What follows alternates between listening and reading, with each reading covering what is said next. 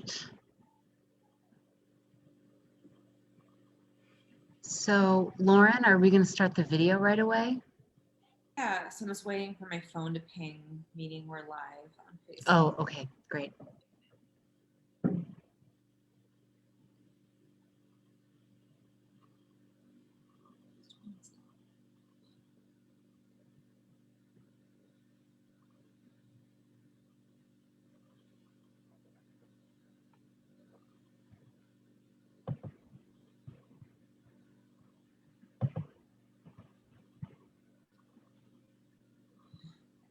I guess I'll just have to toggle back and forth between screens when we do questions, but that's fine. Okay.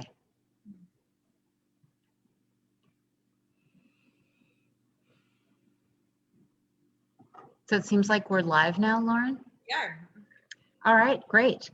Well, as we're waiting for people to join us, let's watch a video of Cate's installation in number 5. And then I'll do an introduction when we have some more people joining us.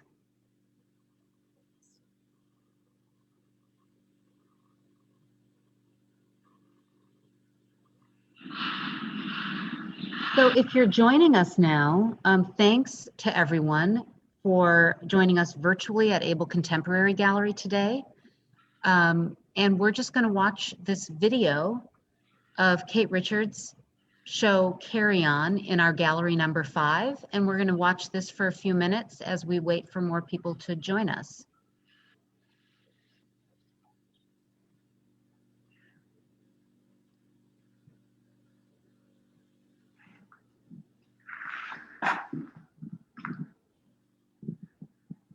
Cate, I just love the way this piece looks in the space. I mean, I love the way the whole show looks, but that piece just, it's amazing.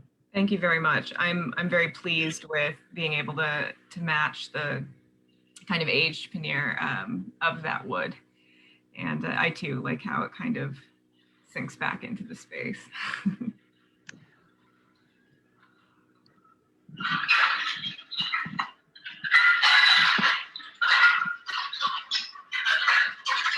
Great that you got the acoustics of space as well.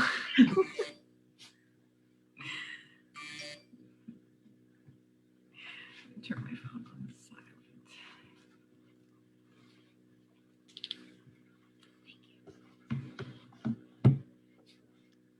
So I'm just going to wait until, I don't know, Lauren, what do you think? 5 after, 6 after for people to join us, and then we'll start.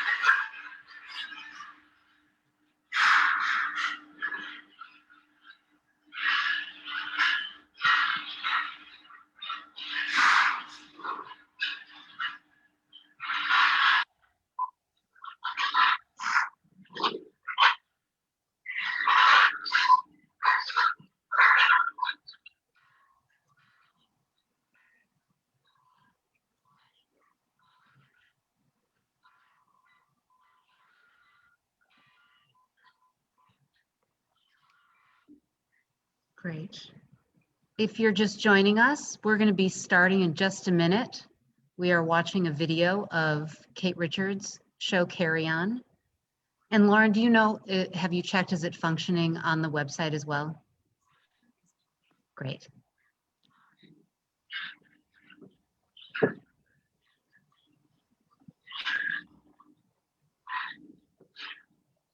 Okay, well, I'm going to get started. Again, thanks to everyone who's joining us today virtually at Abel Contemporary Gallery. I'm Teresa Abel. I'm the owner and the art director. And I am so pleased to be joined by these 3 women to discuss Cate Richard's wonderful installation in our gallery number 5 called Carry On. Cate Richards is an artist and educator originally from Providence, Rhode Island, and currently located in Madison, Wisconsin. In 2012, she graduated from Baker University with a BA in art and earned her MA, MFA from the University of Wisconsin-Madison in 2020. Currently, Cate is a bench jeweler and lecturer for the art department at UW-Madison. In 2016, she was named one of American Craft Week's 30 exceptional craftspeople under 30 and was granted a residency at Vermont Studio Center. She was also named the inaugural resident for the Case of the Nomads residency in Joshua Tree National Park and spent a week in March of 2017 creating work off the grid in the Mojave Desert. In the summer of 2021, she will be a resident at the studios at Mass MoCA, weaving and researching the history of New England textile production. She has been awarded several travel grants for research, including funding for field work in the Upper Peninsula of Michigan to study the copper mining culture of the area, and in Appalachia at the Foxfire Museum and Heritage Center to learn broom making. We are also joined by Amber Cederström, who earned her PhD in Scandinavian Studies Folklore from the University of Wisconsin-Madison in 2020. Her dissertation, Poison, Shapeshifter, Adulteress, Thief, Legends and Images of Witchcraft in Finnmark and Gotland, considered narratives of witches in Scandinavia in both verbal and visual forms. She also has a Master's of Philosophy in Anglo-Saxon, Norse, Celtic from the University of Cambridge, and a BA in Folklore and Mythology from Harvard University. We're delighted to have you join us today, Amber. And finally, Lauren Miller is an associate here at Abel Contemporary Gallery and a freelance arts writer. Her undergraduate and graduate research centered around the occult in 19th century visual culture and representations of witchcraft in British and French academic art. So she seemed the perfect person to moderate this discussion. I am so pleased to have such an outstanding group of creative minds joining us today. So Lauren, take it away. Hey everyone. We're going to start right away with a piece that I think epitomizes a lot of the themes that we're going to be talking about in this discussion. And this is a piece called Distaffectionate. For those who don't know, as I didn't before I started researching this piece, a distaff is a tool used for spinning fibers such as wool or flax into thread. And the word also is used to describe the female side of a family. So as opposed to the male side, which is called the spear, the female side is called the distaff side. So let's start with Cate. Can you tell us about this piece and maybe talk about the materiality of it to start? Absolutely. Thank you, Lauren. I'm really loving that we're kicking it off with this piece because this is one of, you try not to have favorites too much, but this is a pretty beloved work of mine that, as time goes on, there are certain pieces that your relationship changes with and you look at them and you go, well, I've, gone beyond this, or this is not something I'm so much interested in more. But this piece, I still think about and find new relation to. Every time I look at it or get a chance to install it. And I have to emphasize that a lot of the work in this exhibition, a lot of it came from my MFA exhibition at UW-Madison, which happened not incredibly long ago. And therefore, a lot of these works are tied up with my pretty interdisciplinary research that I did at UW-Madison. I chose that school for my graduate school experience because of the the sheer amount of opportunities for research in the humanities there. I didn't want to just stick to the world of fine art. I wanted folklore, I wanted language, and I wanted design. And I, was fortunate enough to take a weaving class with Marianne, who is Marianne, who is the teacher of weaving in the design department at Sohi at UW-Madison, Marianne Fairbanks, and kind of on a whim. And that class was one of those experiences, along with a class I took on modern witchcraft with Amber, that changed my graduate experience at UW and therefore heavily affected my work. And that is where I learned how to weave. And I also learned of all these tools of textile production, including the distaff. And it became a form that I wanted to focus on in a piece. Years prior, I had seen an image of Durer's witch riding a goat backwards, which we'll talk about later. And that character in that print is holding this object that I didn't know what it was at the time, but had a sort of fascination with. Something that feeling of seeing something that is vaguely familiar and imbued with power, but you can't quite distinguish what it's for. That's the kind of energy I like to tap into with a lot of these objects. And this piece was kind of an attempt to recreate that feeling in my mind.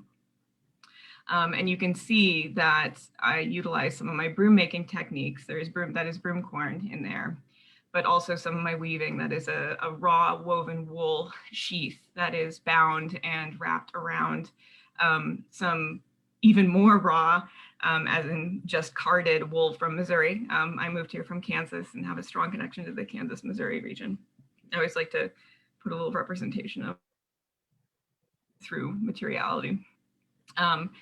And fabricated bronze pieces.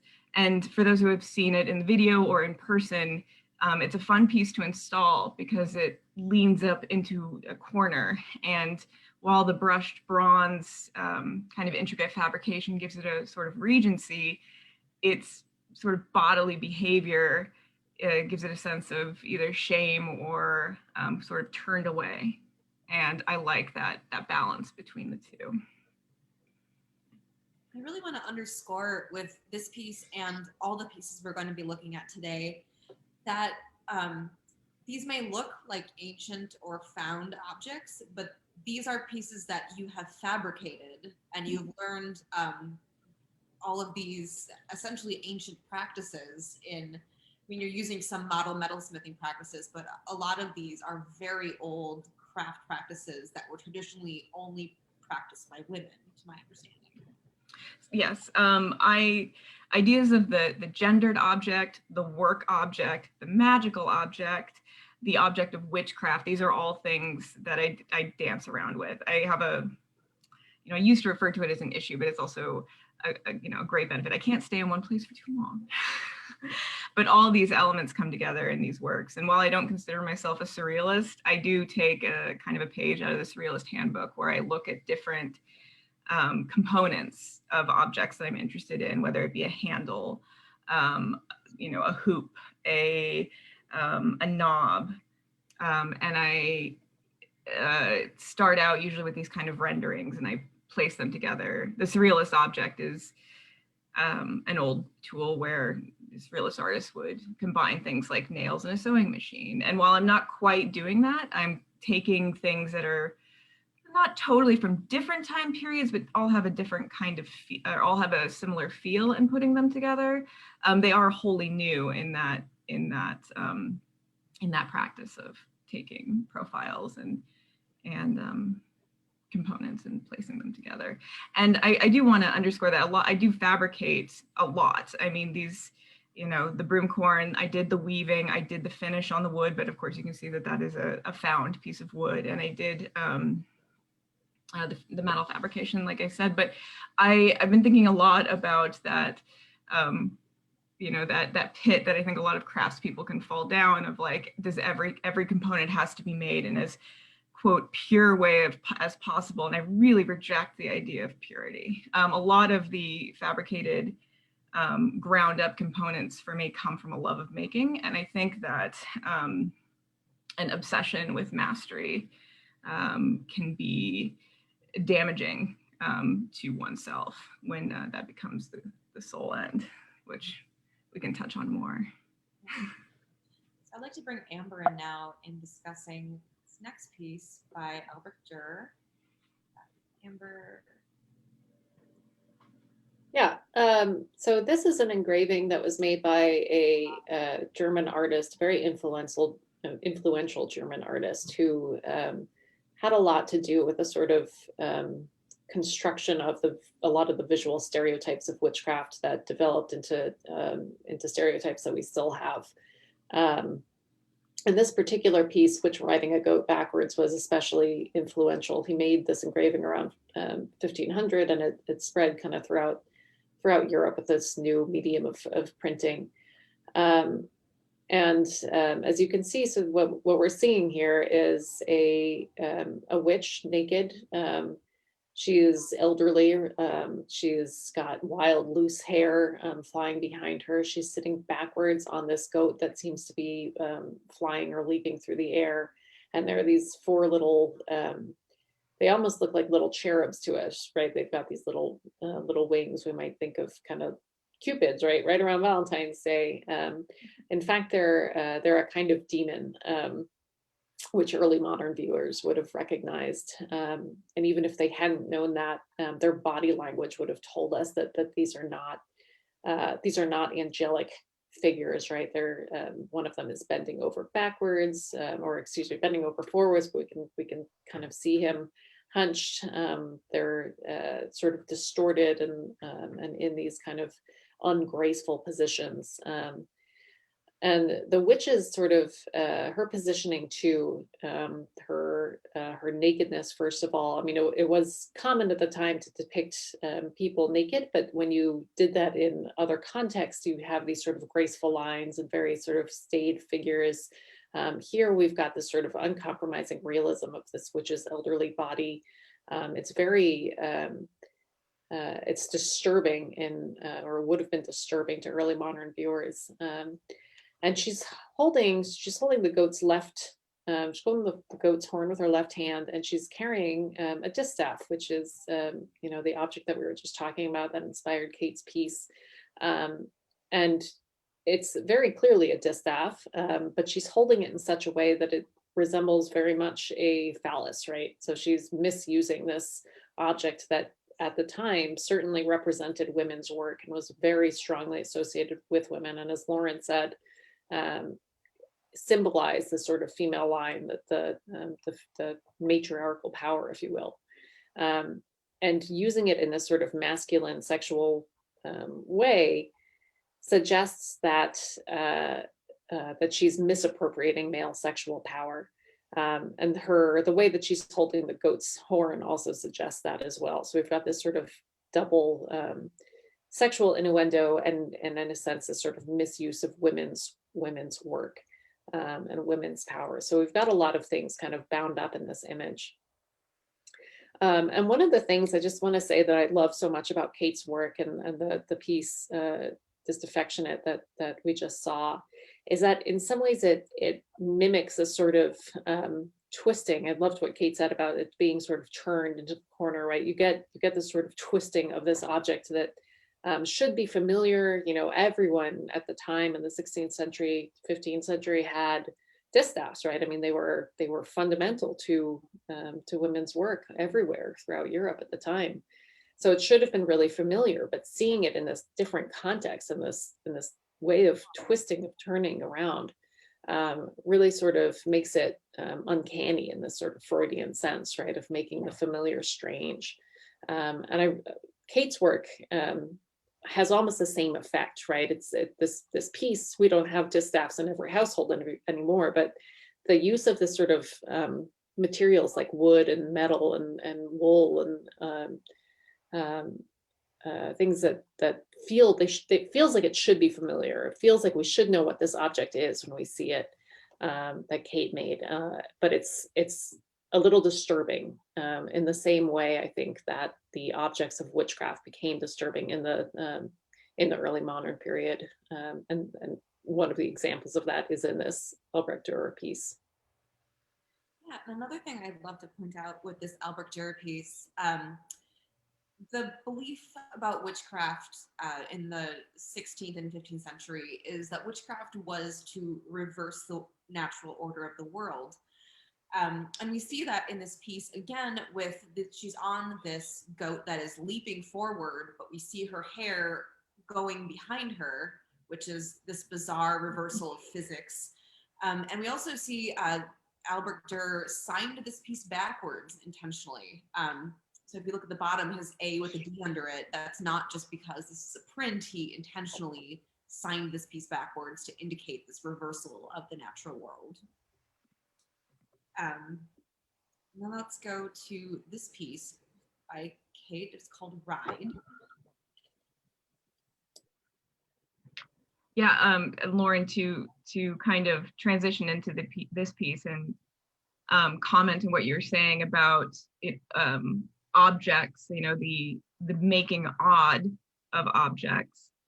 That's one thing about Amber's work, and you know, that I picked up for this body of work, is this idea of something that at one point in time was so quotidian, so normal, the home object, the household object, the pastoral object, you know, farming equipment at one point in time was ubiquitous with life in certain periods, being made magical, being made evil, being made threatening through a certain practice or presentation.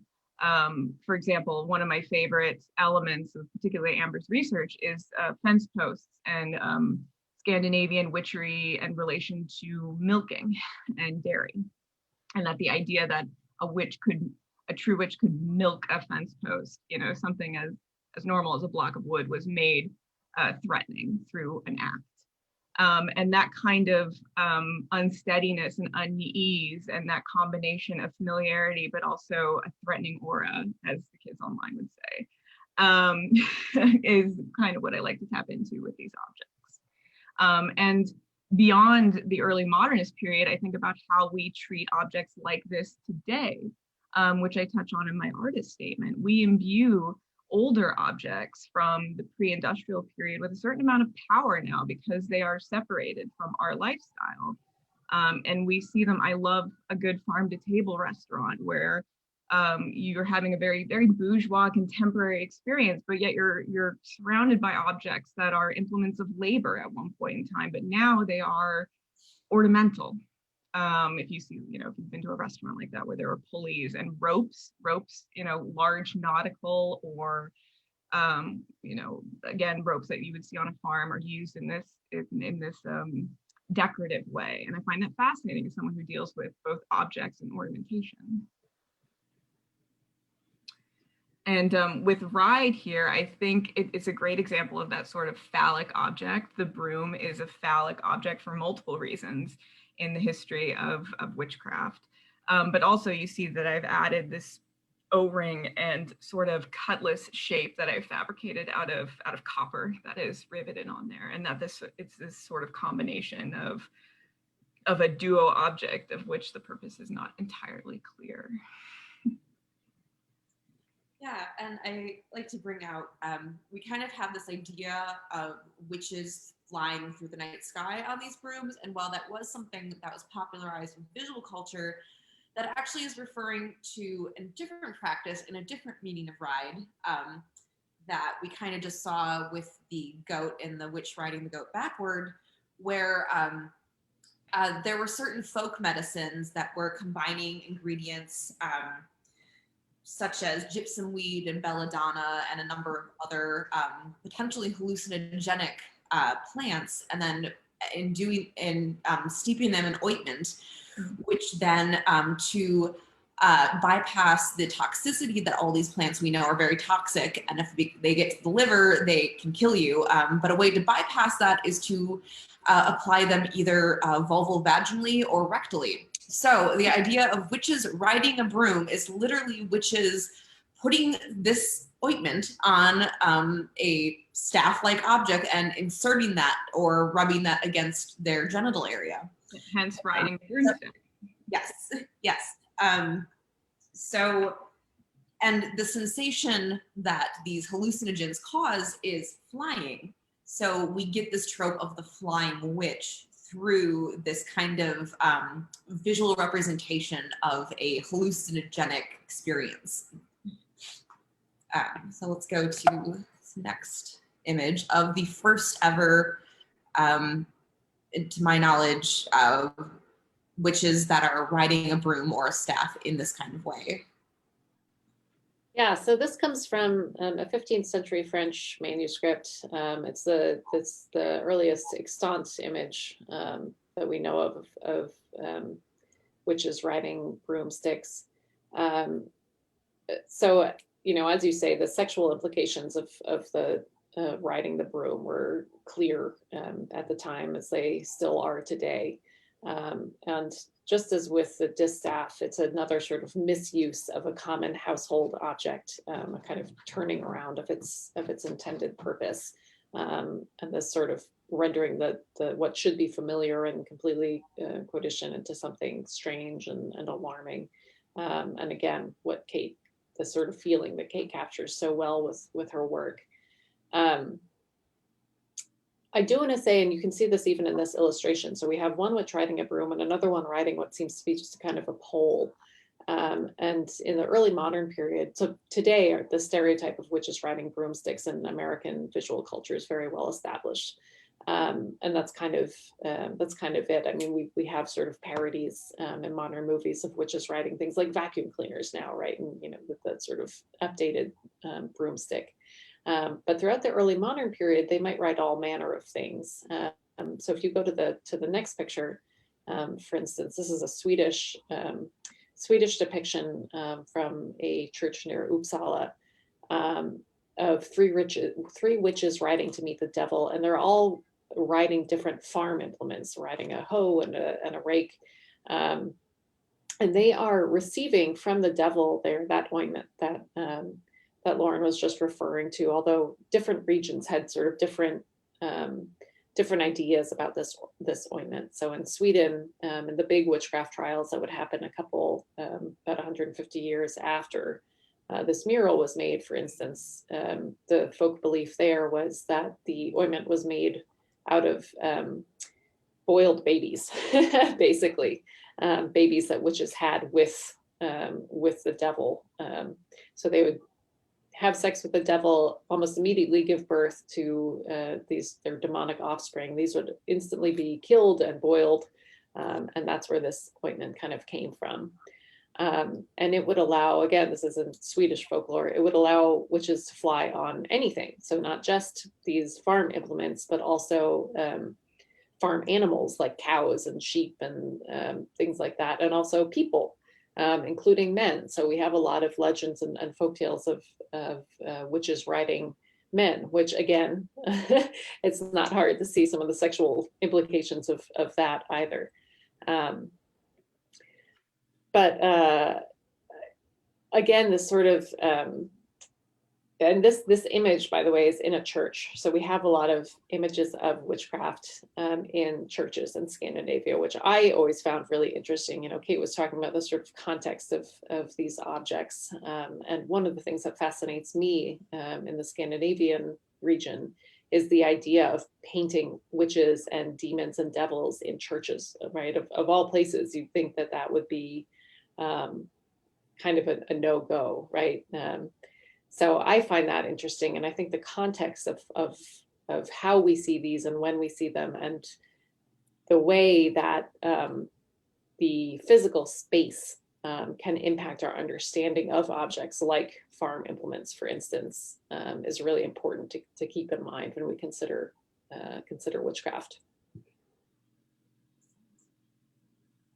This next piece by Cate is called The Shame Yoke, and that is the piece you saw if you're watching the other video of the clanging bells when Cate was walking through the forest wearing it.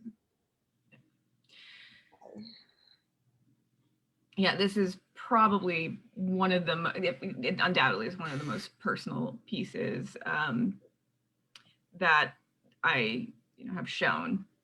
And given that there's a sound element to it, I love being able to include, and this is not the first time I've done this, but to include a sort of documentation through video of how this piece is worn. And as you can see, it's a large hardwood yoke that I've carved out a sort of concave area where your neck would sit. And There are fabricated metal hooks on the side, and then 154 steel bells. And the piece, the video is called 154 bells. And underneath it, I fabricated with help, a sort of cedar font filled with salt. And, this piece for me, the idea of something that is worn, since I do come from a jewelry background, the body and the way the body interacts with objects is something that I'm always kind of concerned with. Even the objects that are static, for the most part, I like them to have a sort of a feeling that they are used by hand in some way. But this one, very intentionally has a way that is worn, and a very particular sound that is made when it is worn. And, I was thinking a lot about objects that are used for shaming throughout history, stocks, masks, and how those are forms of ornamentation that have a very particular statement that are being made. In addition to this being, when I wear it and walk with it, announcing that I'm coming, it is also extraordinarily heavy. And the concept of weight is something that I think about a lot, particularly when I make jewelry, because I like to make jewelry that reminds you that you're wearing it. And what weight can mean in a fine art context, in a design context. What is weight? Because weight can mean more than just the physical heft. It can mean psychological burden as well.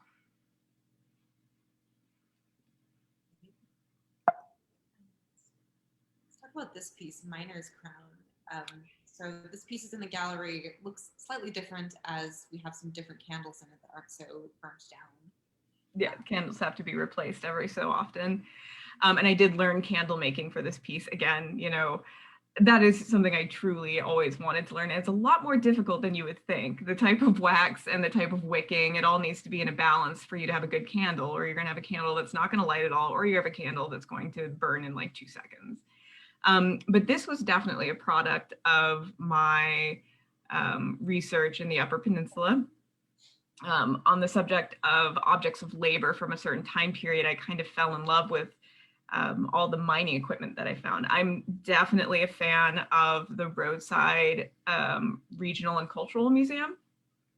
Usually the one-room museums with a small archive and one person kind of manning the space, and maybe the shelves are a little dusty. But going in and just seeing the history of the place that I'm in up until a certain point. And when I was in the UP and looking at the copper mining region, or copper mining history of the area, because at one point in time, a ton of copper that was used in the US was mined out of that region. But it is no longer, because,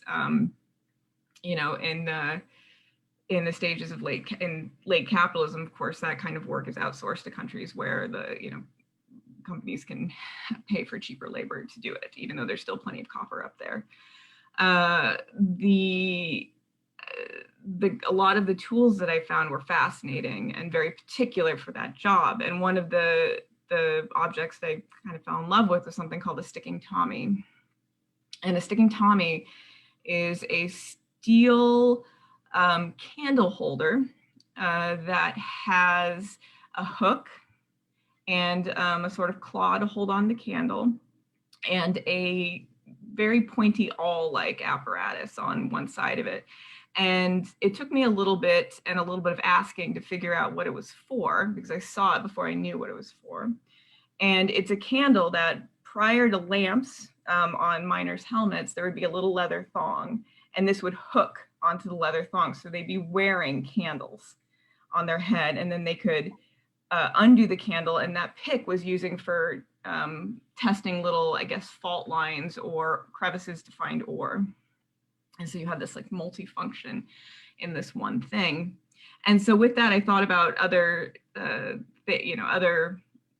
examples of wearing candles on heads. And so I thought, of course, about crowns for St. Lucia, which is a holiday ritual in primarily Scandinavian cultures. I also had an American Girl doll growing up, and I had Kirsten, the Swedish one. I always remember that she had a St. Lucia crown. Yeah, I was into history pretty young. And so that's where this sort of came from. I made my own series of, those are sterling silver sticking Tommies. And I have worn it. There are images of me wearing it, which I can share. While it's a fire, a flame, and it is very precarious. So another piece that wasn't included in this exhibition, but was in your MFA show, was a piece called a milk stealing harness. Yeah. Now I don't have an image of this on this PowerPoint, but can you briefly talk about that piece, and that'll move us into our next set of images with Amber. Sure. Yeah, milk stealing harness is a leather harness that goes around the chest, almost like a holster. And in the center, and it would be a place where that would go between the breasts, is a form made with two ribs that have been cast in bronze. And I made this piece after learning from Amber about a creature called a tilbury, which is an Icelandic magical critter that steals milk. And I'm going to let Amber explain it a little bit more, because I know that she's all about this, and it's a really, really cool bit of history. Yeah, so the tilbury is an Icelandic iteration of a creature that we find all over Scandinavia. This goes by many names: the milk hare, the troll cat, all kinds of the puka, the biera, all kinds of different names, but they all kind of do the same thing, which is basically steal milk from your neighbor's cows, and sometimes directly from the neighbor's cow's udder. In some legends, this is the witch herself who transforms into an animal and goes herself to get the milk. So speaking of things that should be familiar, like cats or rabbits or something like that, right? But that is actually not. That is strange and unfamiliar. So here, what we're looking at is, again, these church images of this phenomenon of milk theft, magical milk theft, and we can see on the left-hand side there a really good example of a troll cat having come back to its master or its mother, as they're sometimes called in the sources. It's gone to its neighbor's cows, it's suckled milk directly from its udders, it's come home, and now it's vomiting up the stolen milk. And she's using that with a demon's assistance to shape butter. So that big sort of conical piece there is actually butter that she's making. And we see that also in much more sort of degraded form on the lower right there. That's an image from Gotland, Swedish island in the Baltic. In that instance, what we see is the witch herself milking a cow, presumably a neighbor's cow. And we know that it's not just a woman doing the ordinary weekly work of milking cows, because we can see these demons all around. And there's a demon kind of right at the cow's rear. There's a demon holding the cow's head. And there's one on her shoulder, almost kind of whispering to her. And there we see the sort of same iteration of riding and being ridden that we associate with witchcraft. And here it's a demon riding a witch, and we see that elsewhere in Scandinavian murals as well. So in that particular instance, it's unclear if what we're looking at is any kind of milk-stealing creature in the same way, but we've definitely got this sort of demonic presence, and we know that she's stealing milk as a result of them.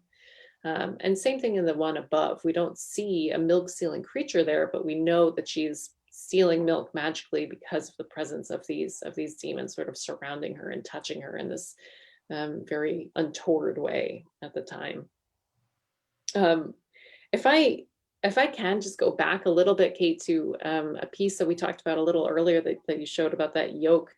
I really like that piece, in part because for me, it definitely brings up these associations with early modern witchcraft, in a couple of different ways. I mean, so one is this idea of announcing yourself, right? Being loud, not being able to move without hearing these bells sort of telling other people where they are, and having that be a burden, having it be heavy.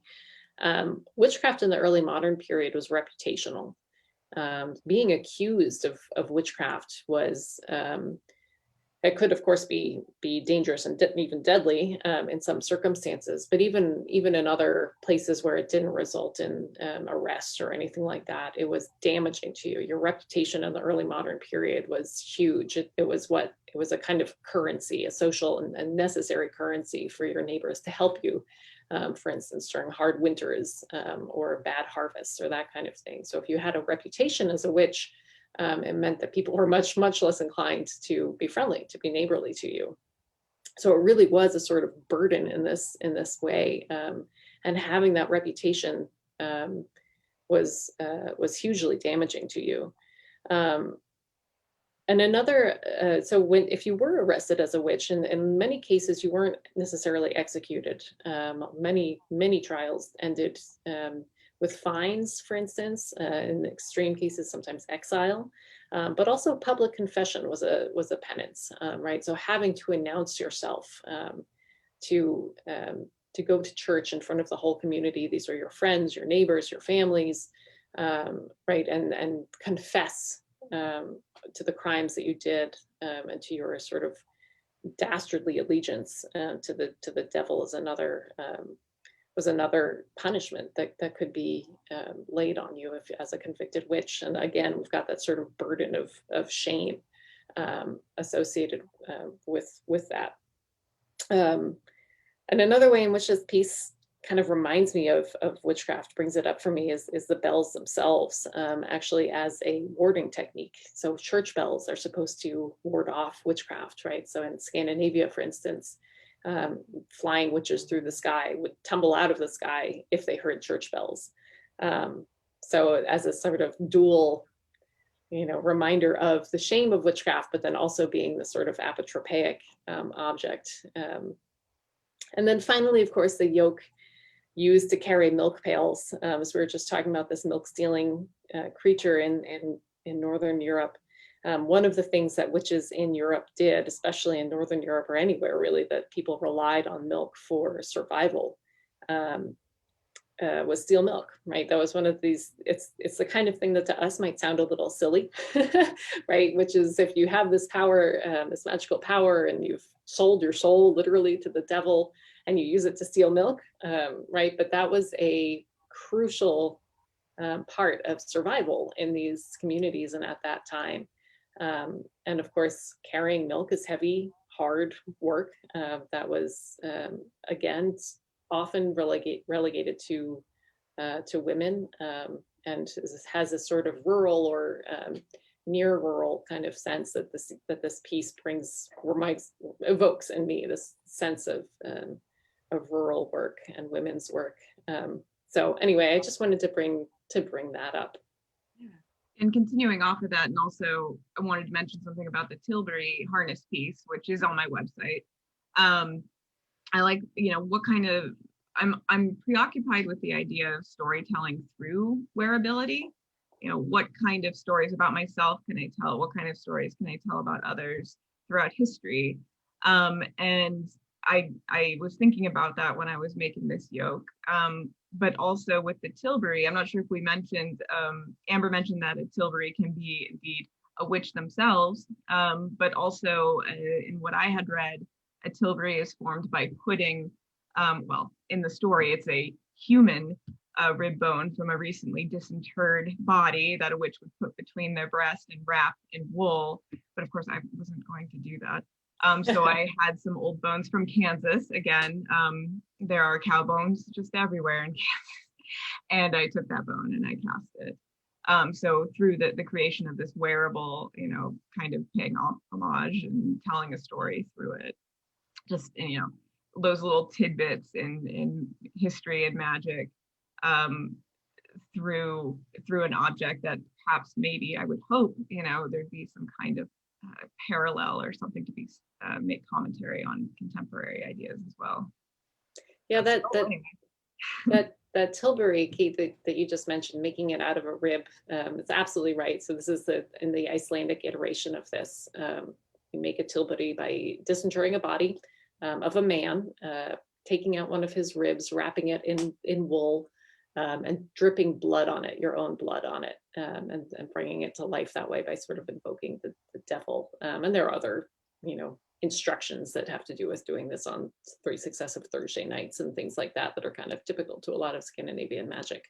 And what you get is this sort of creature that doesn't look like a cat or a rabbit or anything like that, but looks basically like a furry phallus again, and kind of inchworms along the fields, and gets distended and shrinks.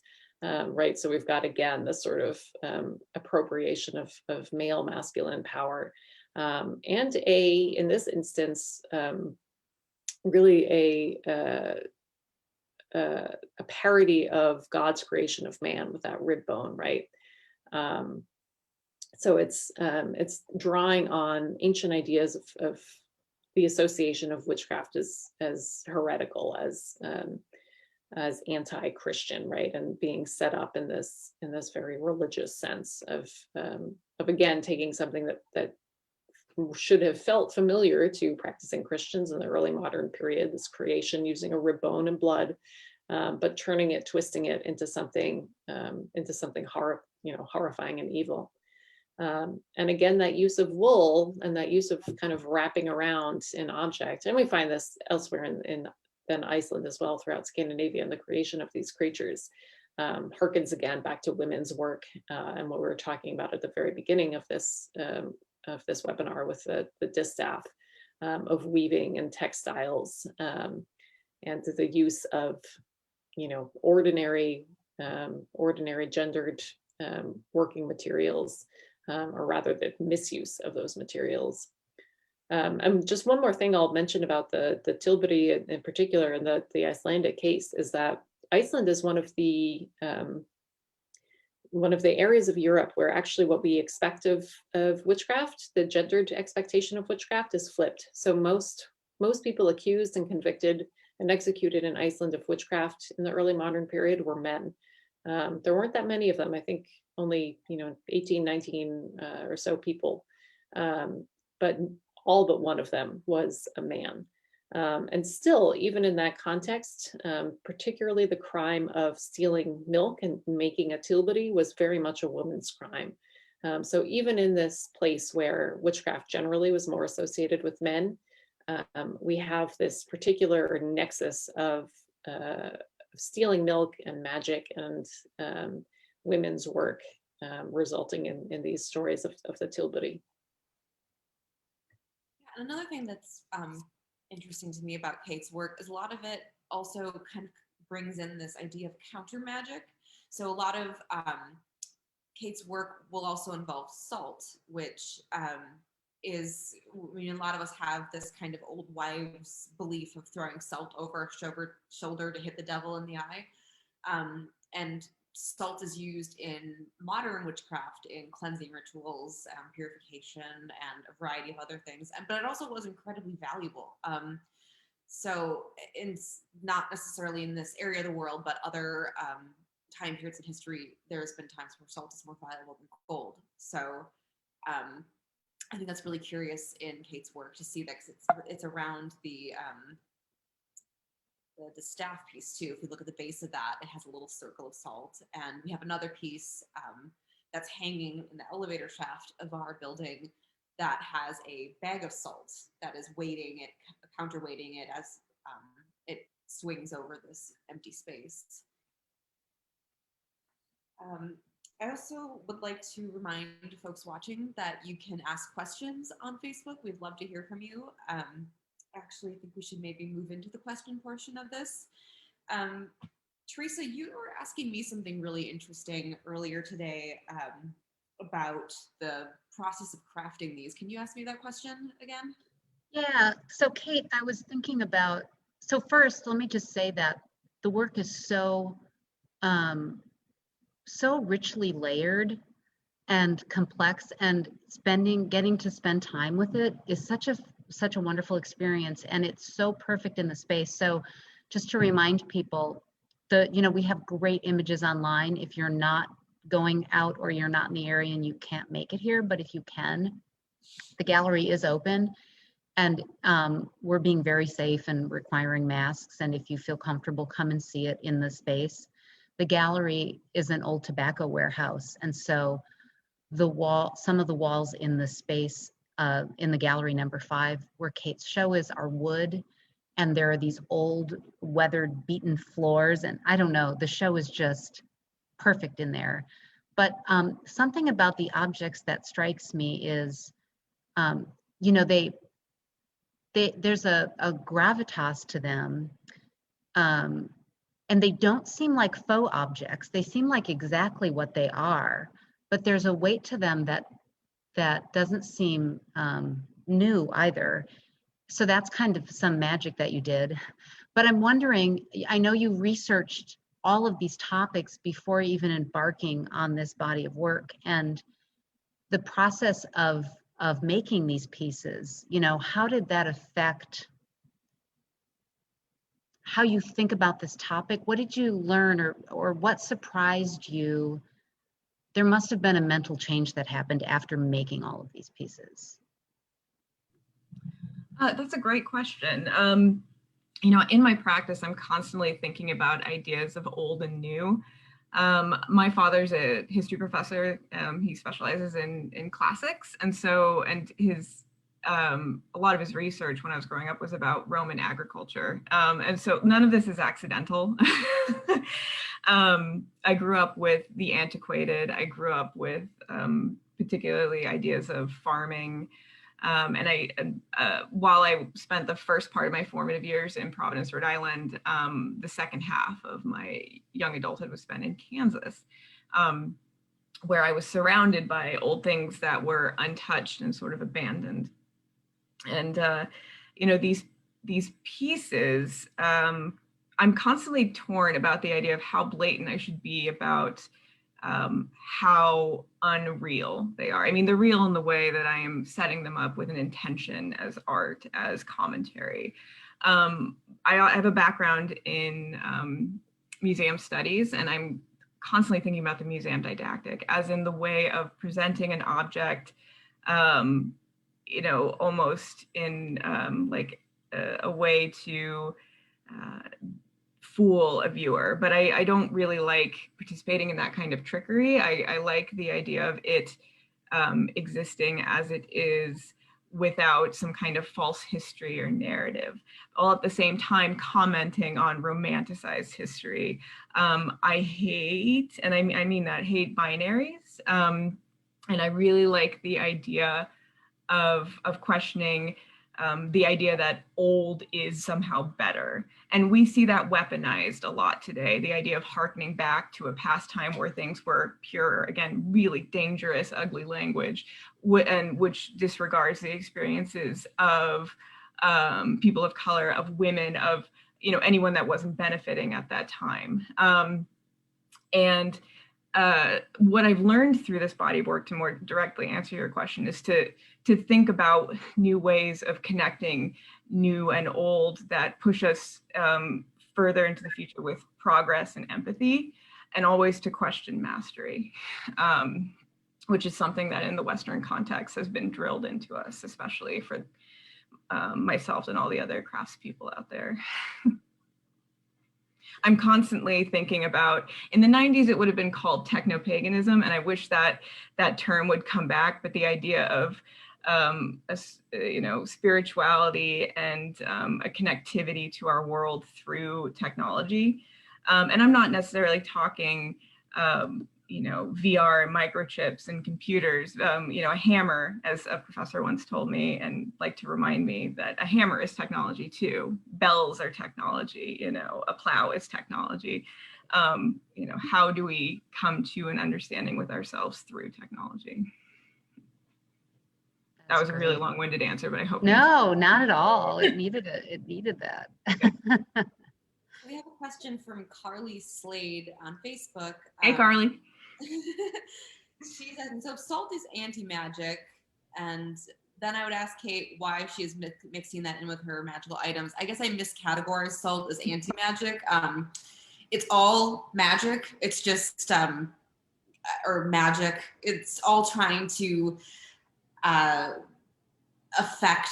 It's kind of, so basically what I'm saying, there's cases of people being arrested for anti-witchcraft, by which I mean there are people who had iron crosses or iron horseshoes or nails in their house, or would create these things called witch bottles, which were a mix of hair and urine and iron and a bunch of other things. There's a hilarious anecdote with someone finding one of these and tasting it and trying to decide what kind of wine it was. But these were all folk magic that was intended to protect against witchcraft. So I guess, sorry if I mischaracterized salt as anti-magic, but yeah, can you talk about having both these elements in your work? Sure, I have a couple things to say about that. I have a kind of a deep relationship with materiality, which I think is kind of clear through my work. And I like to joke and call it the Joseph Beuys School of Materiality, as in the way he's an artist whose work I really loved, whose practice I really loved, his pedagogy and everything. I tend to be attracted to formally very quote unquote raw materials. There's not a lot of color in my work, and I'm not saying that I dislike color. I actually anticipate one day, as I shift and change, maybe I will include more color, maybe even neon in my work. But right now I'm very happy with, browns, ecru's, eggshells, and grays.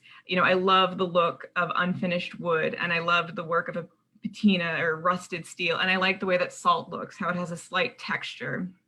And you mentioned, Lauren, salt is used in contemporary witchcraft practices, which I have something to say about in a moment. But I don't just stick to this is a sort of magic and this is sort of anti-magic. That's the kind of extreme that I don't want to fall into. And I'm using salt more of because of its historicism and, again, its formal qualities than the fact that, it wards off magic. I have to take into consideration that a lot of my audience may not know about those practices, but I know that salt means something to them, especially in Wisconsin. I mean, bags of salt are everywhere. In fact, the bag of salt that you mentioned, I think that's rock salt that I got, the kind that you would put in your driveway on days not unlike today. But I tend to steer away from, although I, study and am fascinated with sort of, Western neo-pagan practices, I tend to stay away from the materiality of them for several reasons. First of all, there's a lot of appropriated indigenous practices that have been unfairly taken, and for example, the burning of sage, and that history is not being, people are not being informed of it when they make these purchases. It's also been sort of, and I'm not going to, and I'm sure a lot of people in contemporary witchcraft get into this debate, but like, what is true witchery? What is pure witchery? And we see a lot of things like sage and salts being packaged by, companies on Instagram and sold. So there's a kind of world that I tend to stay a little bit away from and focus on materiality and history instead. And we have another question from Anna Leski. Is there a significance to the number of bells you fabricated for the shamio? That was the amount of weight that I could handle. Yeah. Well, that's significant. Yeah. So did you just keep trying it on? Like, would you make bells and then see, can I carry more? How many can I carry? Can I carry more? And I also knew that I was going to do, I wouldn't necessarily call it a performance piece. For me, the videos are documentations of the uses of objects. But I knew I had an idea of what I was going to be doing with the object, and I wanted to be able to do that and still show a certain amount of strain, which in the video you can see. Where did you do the video? What location were you at? Out by And did Eagle. people see you and like, were they curious what the hell you were doing? Or Yeah, they did. I live out by Eagle Heights in graduate housing, and there is the lovely kind of nature preserve out there, the Lakeshore Nature Preserve. And I filmed it there in a forested area out by the water. And there's also the BioCore Prairie, which is used for research through the university, which is a place I really love. And I've actually filmed pieces there before because it does remind me of Kansas. There's even a control burn every year, which reminds me of when they do that in Kansas as well. Well, Cate, your show is fabulous and everyone should come see it. We'll have both this conversation and we also have the video that we played at the beginning of this is available on your show page with us. And the show is going to be running up until April 10th. So people have some time to come check it out. Thank you so much, both of you, for joining us. This was so just magical. I really appreciate it. And thank you all, and thank you all for who are watching out there right now. Thanks, everyone. Yes. Thank you. Bye. Take care.